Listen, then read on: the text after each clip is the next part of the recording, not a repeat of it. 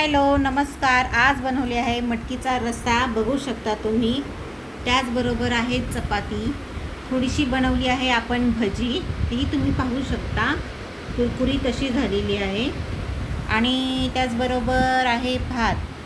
तेव्हा बघा आज मेनू कसा वाटला आहे तुम्हाला, तो मला कमेंट करून सांगा.